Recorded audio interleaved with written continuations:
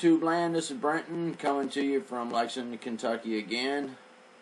I've been trying to gather up some more stories for you all. Of course, I had read one the other day, and I told you that I was going to start bringing all the stories out of the archives and organizing them and bringing some of them to you, and then trying to get some live interviews too, so that we can not let all these stories go to waste. And I've been saving them for research purposes. One of the most fascinating topics that I have been coming across is the flying cryptid genre, which would fall under the cryptozoology genre. So I made a video here recently of a fellow who had seen a pterodactyl, and him and his two cousins were attacked by one while they were fishing, and someone had commented on that video and basically said that they had seen one. And I thought, well, I would like to hear about it, because it was very fascinating to think that there could be remnants of flying, basically dinosaur pre-flood type creatures left on the planet today that are eluding people. And there's a few things about these creatures that we'll talk about that I think helps them to stay elusive, and we'll look at that here in a minute. But today we have with us Sonny, who lives in Texas. Hello, Sonny. Hey, Brendan, how's it going? Pretty good, man. If you would start with your flying cryptid story and tell us where you were, and give us every detail you can think of, description-wise, and just tell us the story the best that you know how. Alrighty, sounds good.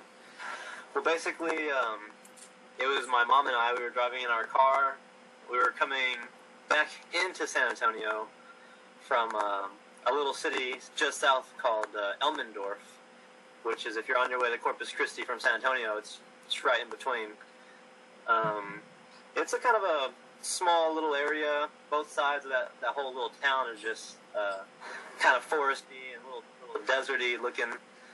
But basically, we were coming back from a friend's house and driving through the neighborhood, and I was looking down on my phone, and my mom was driving, and in the corner of my eye, I thought it was like a flag, on the pole, or maybe a tarp that was kind of flapping. Just in the corner of my eye, I wasn't paying attention.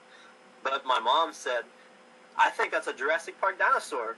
So when she said that, I looked up, and sure enough, I'll never forget it. It was a huge blackish gray pterodactyl. I mean, there's no other way to describe it. It was a pterodactyl.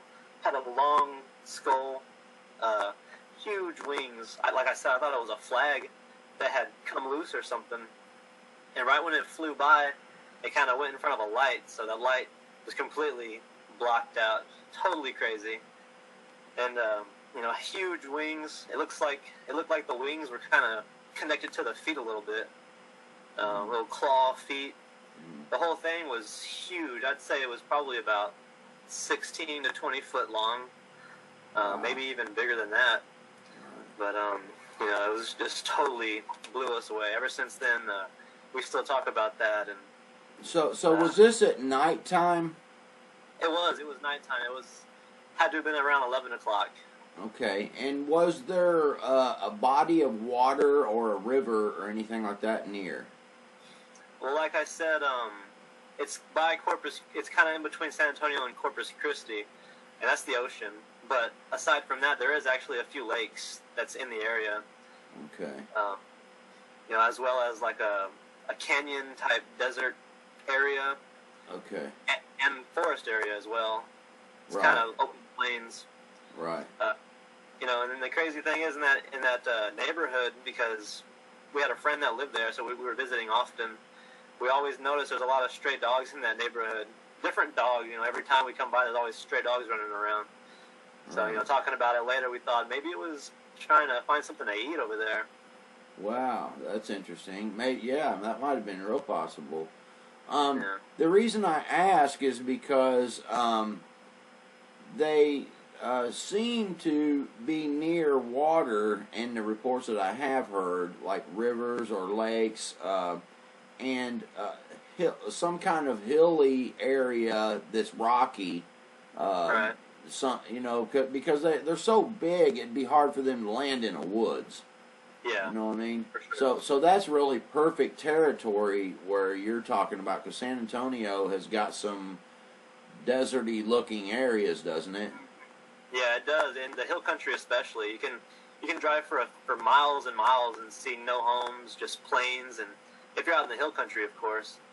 And Right. but that's south. Even further south is you have a lot of farms. You have a lot of empty plains, empty lots. And there is it's called Bronick Lake, which is nearby, Right. as well as creeks and some rivers run through. Right. So I would say that's definitely perfect grounds for seeing something like that. If they Right. still live out there, I wouldn't doubt it for a second. Right. Yeah. Well, also, too, your story and the other story that I had just posted, both of these encounters happened at nighttime.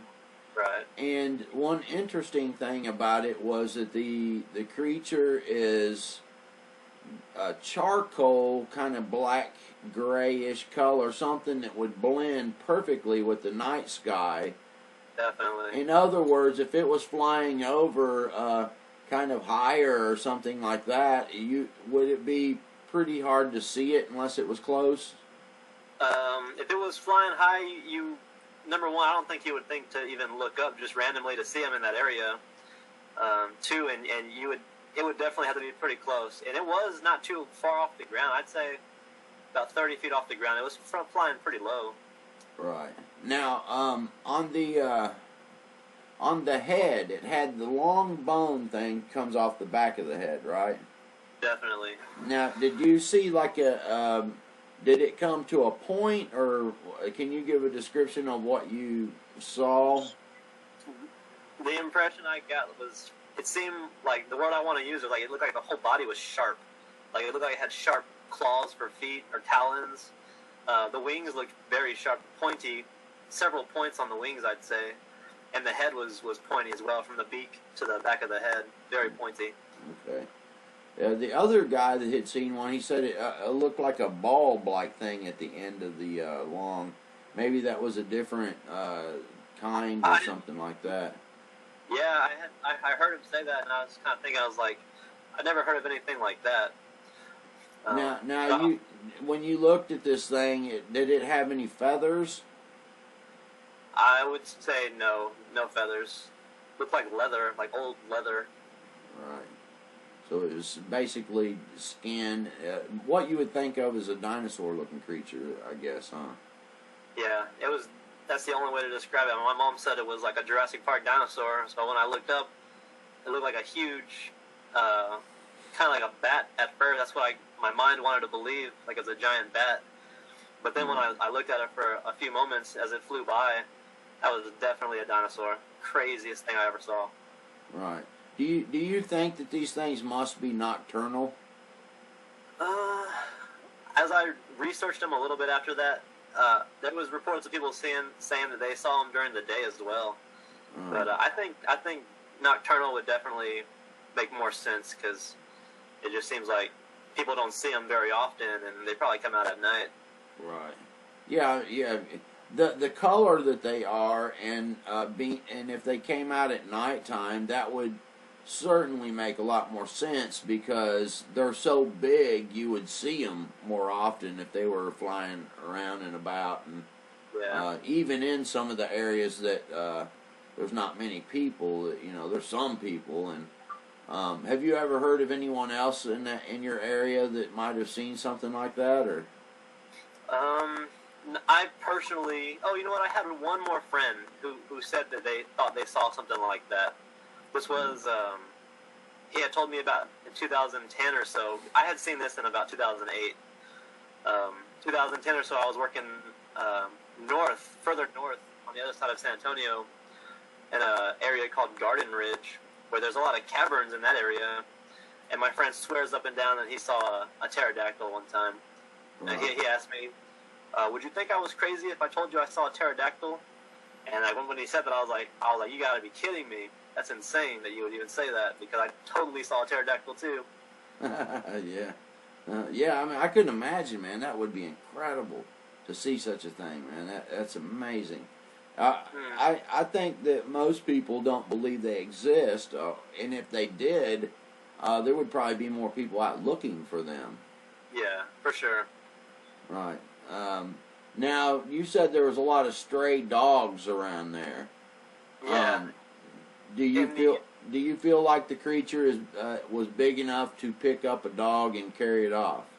That definitely. Probably one dog each foot, each talon could have definitely carried a dog off. You know, that other guy that I interviewed with one of these encounters, he said that the pterodactyl was coming down. It had flew over once and it came back, and it was flapping above them, kind of descending and then coming back up a little bit, basically in a hover mode, and it was trying to pick up his cousin. And he felt like it was definitely big enough. The one that he encountered was big enough to. He not only thought it would pick his cousin up, but it could, and actually carry him off. It was that big. Oh yeah. Do you think that it would be big enough to pick up a human? A human, yeah, I would definitely say so. I mean, like I said, it was wingspan 16 to 20 foot long, and I'm guessing that it was huge. It was really big. It looked really big then. It looked really big. Because I know that some of the condors can have some wingspans that are quite big, you know, like 8 feet or something like that. So I don't know how big. I've not seen one of those up close.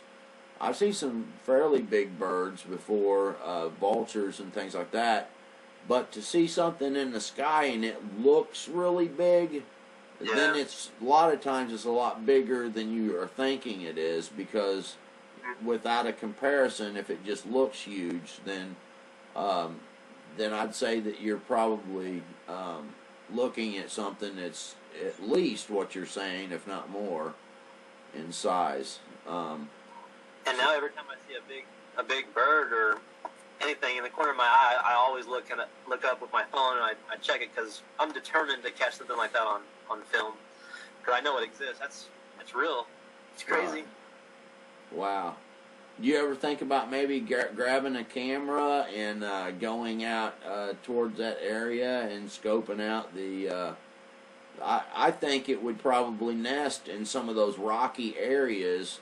It wouldn't. I don't think it would nest in trees. It's too big, and the wingspan's so large. I don't think it could land in the woods. It would have to land somewhere where it's kind of open.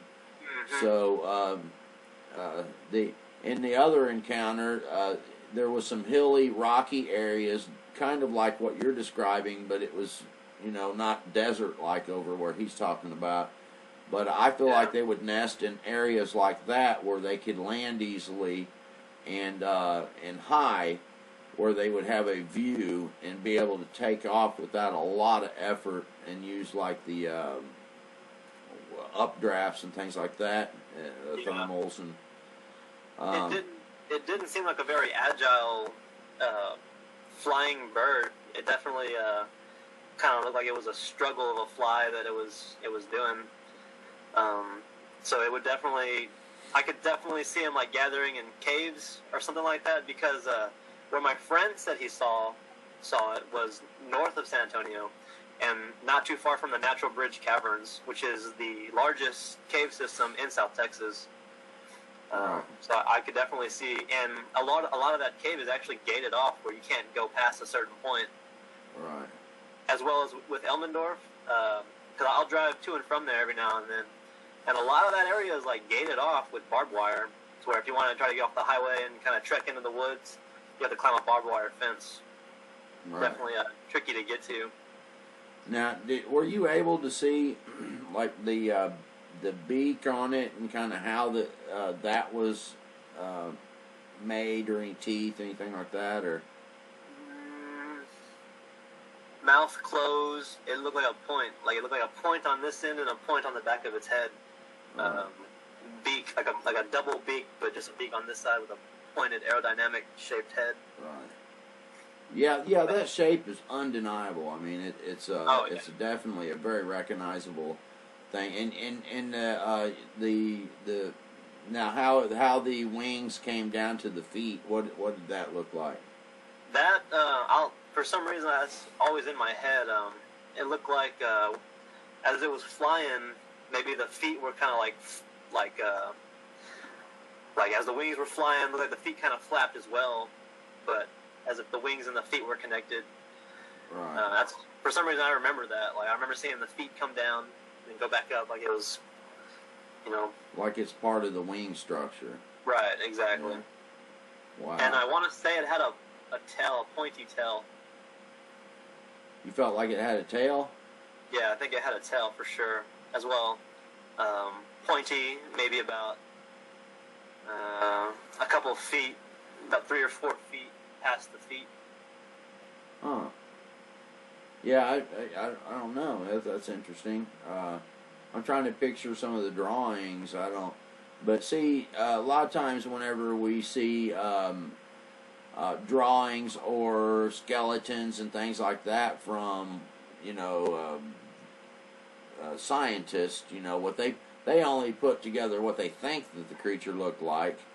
I don't know how many whole skeletons were found, but the tail possibly wouldn't even be bone. It could be gristle type. You know what I'm saying? It could be something else. Cartilage meaty, or something. Yeah, cartilage kind of thing, or that's. I want to say I've seen pictures or drawings with tails. I think I've seen that. Right. Yeah, I think there's a few different kinds, and when I was looking at pictures for that last video, there was a few different ones. Interesting. So in I'd say maybe folklore throughout different civilizations where they talk about dragons. Do you think that this creature could be kind of maybe considered to be a dragon to some societies when there were maybe more of them around? I would say in the earlier days of civilization, if they weren't aware of the term like dinosaur, and they were more familiar with dragon, they would call it a flying dragon, definitely. Right. Yeah. That's one of the points I want to try to get across to people is that we're told that these kind of creatures lived millions of years ago, when really there's not any proof of that other than like finding something in rock layers. And most of the times they date bone by the layer of rock they find a bone in, but they also date the rock by the bones that they find in it. So it's kind of an oxymoron. Which one do you date first? You know what I'm saying? So you can't date something both ways and then have an accurate date. And then carbon-14 dating there's a lot of different studies on it, on carbon-14 dating, and it actually being wrong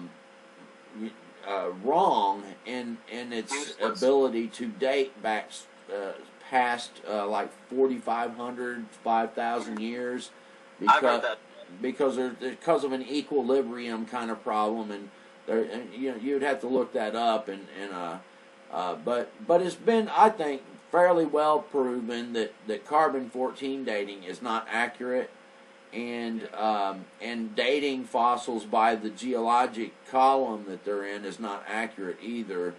And then when you find that there are creatures like these pterodactyls, still few of them out there, and things like Nessie and Loch Ness and even, I do some of these Bigfoot and Dogman stories, and other people are reporting seeing, things that could, especially the pterodactyl. I mean, that would be considered to me to be a dinosaur that supposedly lived. I don't know what scientists say that creature is from, like 10 million years or 6 million or whatever, but it's obviously that's not true.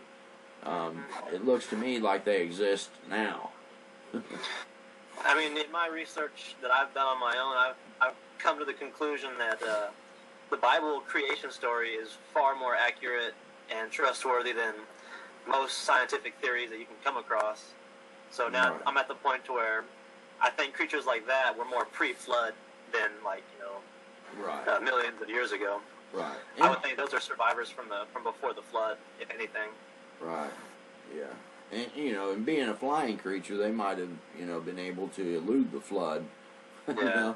And it might have been on the ark too. Who knows? Yeah, I think Noah would have been smart enough to take babies on the ark instead of grown animals to feed. And hard saying, and if everything grew bigger before the flood, Noah might have been one of the really tall beings that sometimes we find skeletons for, and then a cubit being a measurement from the elbow to the fingertip. If he was 12 foot tall, maybe that the boat was a lot bigger than a lot of people even consider it being. I never even thought of that. That's a good point. Things grew bigger because of the canopy, the covering that was on the earth. So oxygen was higher, the atmospheric pressure. And I would want to encourage anyone who maybe thinks that that's just a bunch of malarkey to look up someone like Kent Hovind. Exactly. Kent Hovind is an excellent teacher for the creationist theory, and he has a lot of very, very good evidence and very plausible scenarios, and he presents them in such a way that when you're done, you look at the theory of evolution as just that. It is a theory. Yeah. And if you put your faith in that without the evidence to back it, then it's no more than a religion. It's a religion also. Oh, so yeah, exactly. We all, no matter what our belief is, whether it's evolution or the Bible, we're putting faith in some of this, and we both have religions. And so I try not to be too divisive with the evolutionists, because I know that they're just believing what they believe to be true. But I would say search out the evidence. What do you think about that, Sonny? I mean, definitely. That's where I learned about the pre-flood, after-flood. That's where I learned from Ken Hovind. And you got to know that he was onto something, because they actually threw him in jail for quite some time. Yeah, they sure did. And it makes more sense. The points that he brought up, it just makes so much more sense. And you're either putting your faith in the Bible and Jesus and God, or you're putting your faith in man, which Jesus said not to put your faith in man, Right. So you kind of got to go with God and what the Bible says. And if you look at evolution, there's obviously a lot of money to be made by spreading those kind of lies and museums and all that kind of thing. Right. And I was really surprised whenever, a lot of times you hear about, Homo erectus or Gigantopithecus, or just different humanoid type creatures, and then when you really look and see what fossils they have, they'll have something like a piece of a skull and a tooth, and they'll build a whole humanoid around it. There's really no evidence. Any reasonable person, I couldn't take that and say it looked like anything and be truthful about it, because if I only had a piece of skull and a piece of a tooth, I can't tell you what that creature looked like. There's some dinosaurs where they got full skeletons, but so I'm not debating what they look like. I just debate on when they lived. Exactly. Yeah. Exactly. The flood theory is a very good theory if you look at the evidence like coal. Coal is not something that's laid down by peat moss and things like that, because it's typically made up of bark and pieces of chunks of tree that you can see. And whenever Mount St. Helens erupted, that all the trees and what have you washed down into that valley, and all the bark was stripped off these trees and sunk and made a huge layer, and it is almost exactly, when you compare that to what coal in some places look like. Sometimes coal looks, just it doesn't have much identifying stuff in it, but there's a lot of times when you find a coal seam that you can see bark it's fossil. You know, the bark is turned to charcoal, and and you can see plant cells in this that it's more tree-like, and you know. So to me, it's a very, very good theory, and I think, you know, the Bible says that in the last times there would come people who would mock and be willingly ignorant of that God framed the heavens, and would be willingly ignorant of the flood and a future judgment. You know, so like Kent Hovind says, if you're willingly ignorant, that's being stupid on purpose. And, exactly. So and you know, and I have one video on the flood, and I talk about that if someone's willingly ignorant, if the scriptures are saying that, then there is evidence that we can look at. There, you know, the Bible talks about Sodom and Gomorrah being an ensign, and an ensign is not like a sign. It's an ensign means it's a visible sign, something that you can see with your very own eyes, and there is things that you can go where Sodom and Gomorrah was and look, and there's evidence on the ground that you can go pick up and see. So, well, you was telling about. I was asking if you had any other type of encounters. You know, you had this pterodactyl encounter, and you had mentioned having like a sleep paralysis event. And if you want to, you can talk about that. You know, because of the way you talked about it, I thought was interesting. Right. Well, yeah. You know, when I was a younger child, I would get sleep paralysis. I remember it seemed like pretty often. And at an early age, I kind of realized to call on the name of Jesus to be delivered from that. And after you do that a few times, or at least after I did that a few times, sleep paralysis went away for many years. And it wasn't until I was early 20s when I kind of started to live like, you know, an early 20s young man, and kind of go out and drink and do things that only married people should do. And as that happened, I started to get sleep paralysis again. I feel like it was kind of like God telling me I need to come back to Him. And there was one night in particular where I had several kind of gruesome, horrifying dreams. And when I came out of the deep sleep from that, I was in a sleep paralysis state. And I was trying to pull myself out of it. Like, I tried to jerk out of it, I can remember. And it wasn't finally until I said, Jesus, help me. And then I came out of it. You know, and as soon as that happened, I just started reading my Bible and praying, and kind of gave myself back to the Lord all over again. Right. And as far as the supernatural aspect of that, I kind of think that's along the lines of the Dogman and the Bigfoot. People who say they have seen this, I feel like that's kind of like God letting those creatures into their lives to have experiences, you know, to perhaps use that as a chance to call on the name of Jesus, and just to remember, you know, your Creator, and that He's always there to help you. Right. Yeah, because you know, I think there is a supernatural aspect to many of these encounters. Now, like we were talking about in the pre-interview, I don't think the pterodactyl is a supernatural creature. I believe that's a created creature. It has nothing to do with your spiritual walk.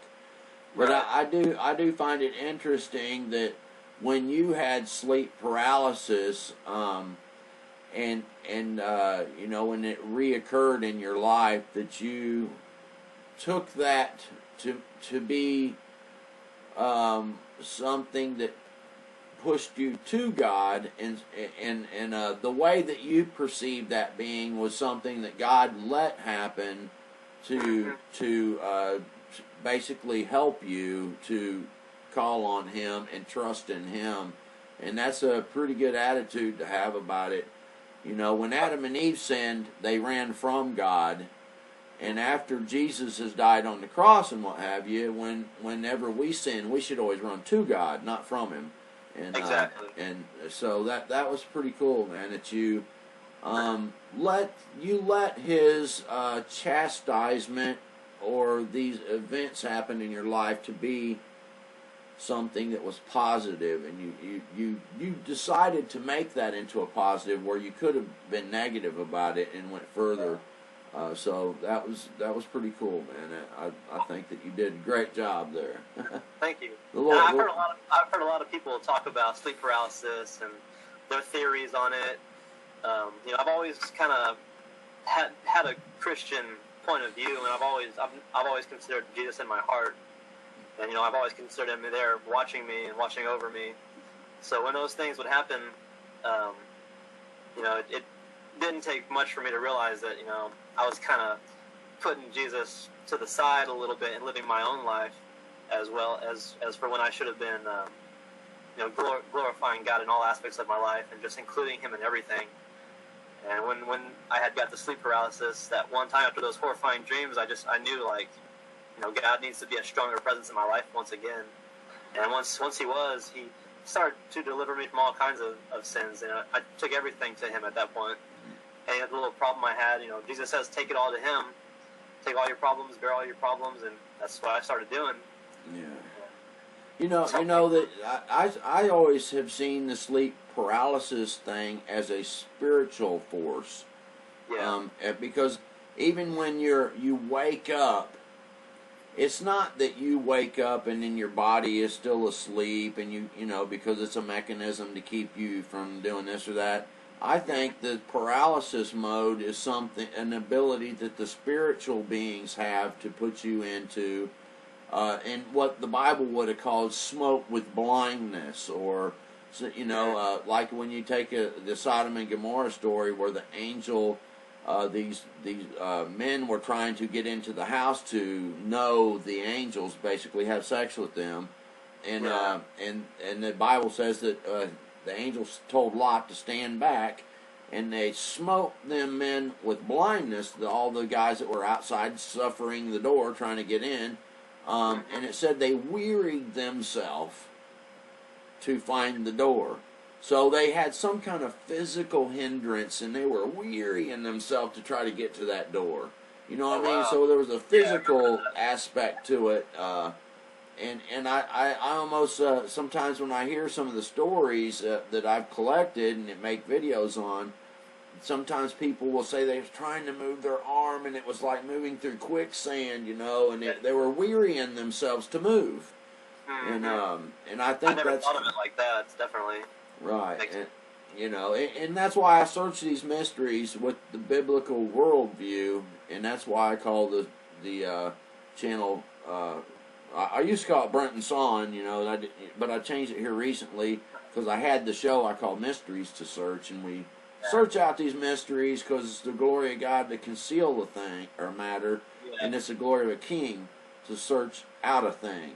And I put that Proverbs 52 at the end of the opening that I have on the video, because we look at these supernatural things as evidence for the Bible being true, and evidence that there is a spirit realm, and evidence, really, even your pterodactyl experience to me shows that the Bible is true.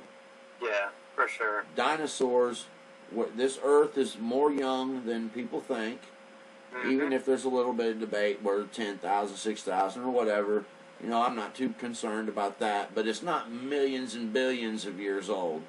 And it's a fairly young earth because God framed it with His Word, just like He said. And there was nothing made without Him, and everything was made for Him. You know what I'm saying? And when you look at that in the beginning was the Word, and the Word was with God, and the Word was God, and then on down it says that everything was made through Him and for Him, and by Him, and there's nothing that was ever made that Jesus Christ didn't have something to do with. And that's why He has all authority over everything. Everything, yes. Whether it be on earth, or in heaven, and under the earth. Because there's things that live under this earth, too. Yeah. You can believe that. Like the Darrow. Yeah, like the Darrow, yeah. Yeah, those were a little bit of a mystery to me, but there's some kind of hybrid creature that I think went underground to escape the flood. And because there was Nephilim on the land before that, and also after that, Right. And they had to escape somehow, because all flesh on the face of the earth was killed. So if you had to get off the face of this earth to not be killed, and I think that they went underground. And there's other stories that one could point to show that there's been theories about that throughout history, and so. Well, anyway, you got any closing comments that you would like to say, Sonny?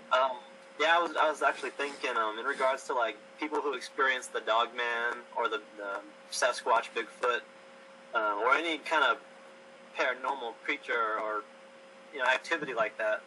I think those are just merely opportunities for you to call on Jesus, to find Jesus in your heart, because God lets that happen for a reason.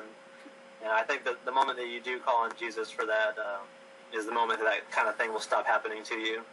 That's just how I feel. I've never really experienced any of that kind of stuff, but with the sleep paralysis and calling on Jesus, that's really all it took for me to realize what I had to do. Right.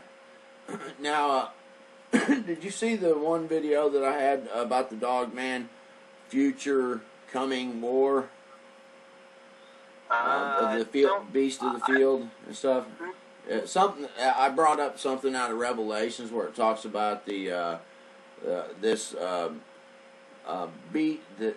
beast would be given power to kill 1/4 of the people in the world, and it says hell follows him, and power is also given unto them, and then it also even lists the beasts of the earth.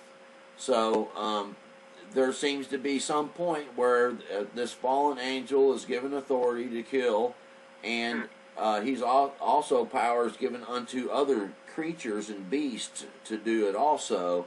And I made the scenario and suggested that if Dogman and Bigfoot is real, they would be considered beasts. Because there's beasts that are before the throne that are creatures similar to that.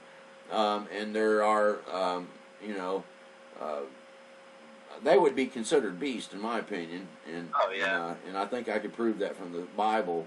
But could you imagine an army of those things not being held back no more?